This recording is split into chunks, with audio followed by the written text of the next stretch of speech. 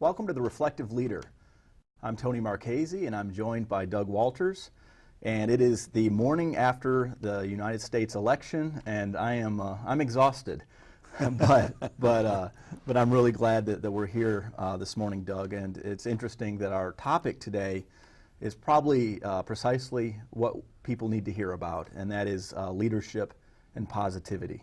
Absolutely, and I think that when we were outlining the potential for this taping, we had some thoughts in mind.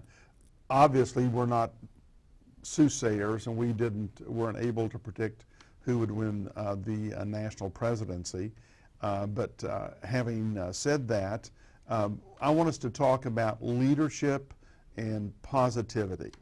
And one of the things that as we've worked together and we've talked over the last decade or so, we've talked about the significance, the importance of leadership at all levels, especially when it is at the community level, which basically, if you think of the United States as a global large community of 325 million people, we are a community. And so I'd like for us today, Tony, is to talk about leadership and leadership's impact on organizations and community, and from a positivity standpoint.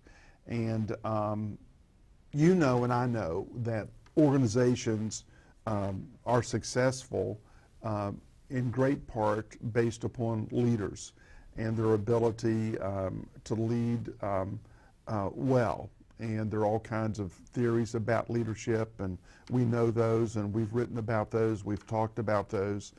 But one of the things that the literature talks about is what are the positive aspects that influence an organization or the community. And I'd like to ask, I want you to sort of respond based upon your experience. Do you believe there's a correlation, a relationship between effective, positive leadership and the success of an organization or the community?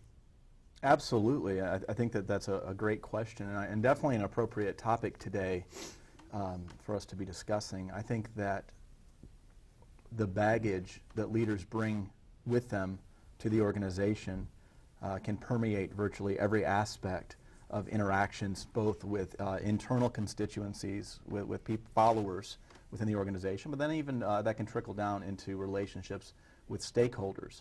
So a leader's disposition, their framework, has everything to do with an organization's effectiveness. And to the extent that they are not positive, to the extent that they may be negative, or one of the things that I see often is cynicism, that will impact as a contagion virtually every aspect of the organization. Okay. And so you would say that if we take the community approach of looking at an organization, we are at the cusp of a potential in this country, looking at what are the impacts from a leader standpoint, both if he or she's negative or if he or she is positive, as being significant. Absolutely. And okay, and we know that organizations that we've worked with, and we've worked with a variety of organizations that, from small ones to rather large ones, simple construct to complex organizational structure. And we know that one of the things that we have found out about the members of the organization or the community is that if they are appreciated, there is a vast difference in their countenance, in their involvement with the community or the organization. And we both know that there are ways that plays out in organizations.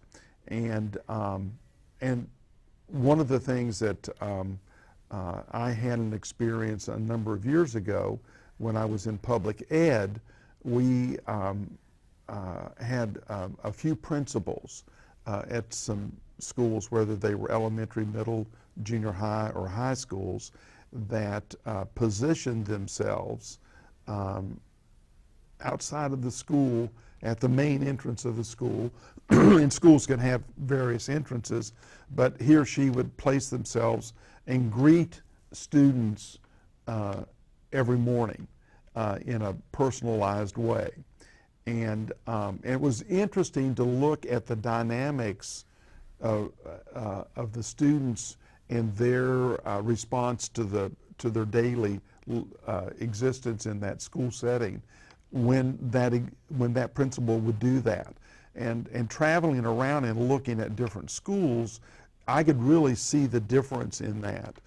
In your experience in working with organizations and in community, what do you see as one of the ways that leaders can show appreciation for their staff, their audience, their members?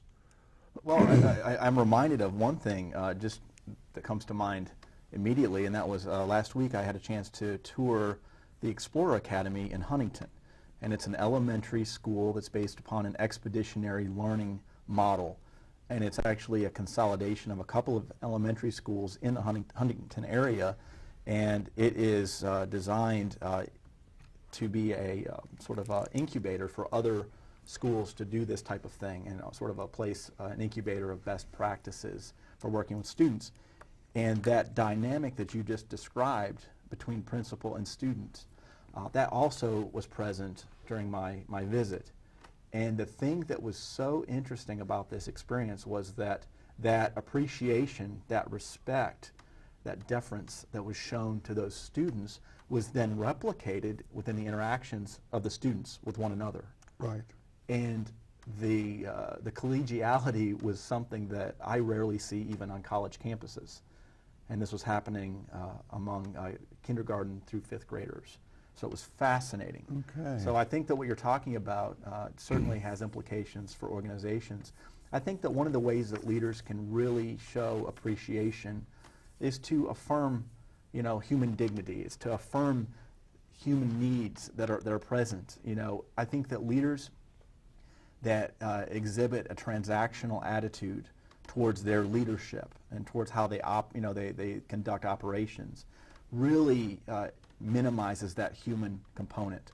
The idea that people are expected to perform in exchange for a paycheck really diminishes any sense of purposefulness, any sense of intentionality, any sense of a kind of a heightened engagement Right. that can happen in the workplace. And I think that leaders that understand those factors that motivate others, sort of like a motivational science aspect, leaders that understand that and employ gratitude, appreciation, as you called it, through a variety of ways, probably are going to get the highest rate of return on employee productivity.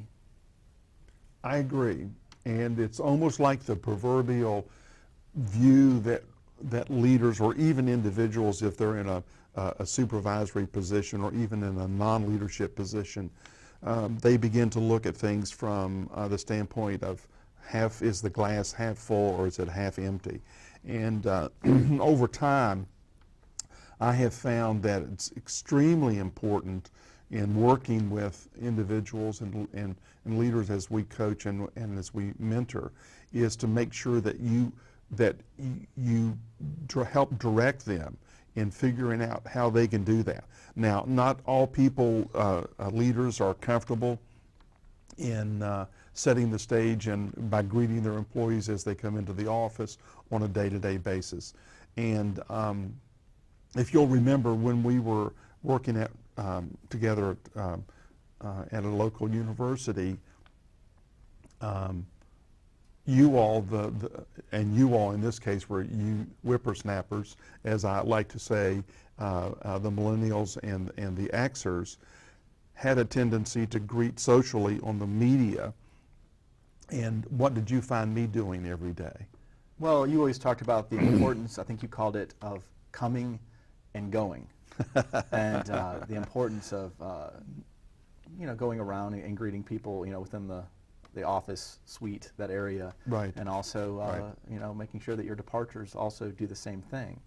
That face-to-face communication cannot be underestimated. Yeah, and of course, I still believe in that, and I've always felt that welcoming and goodbyes were an integral part of the social milieu of any organization.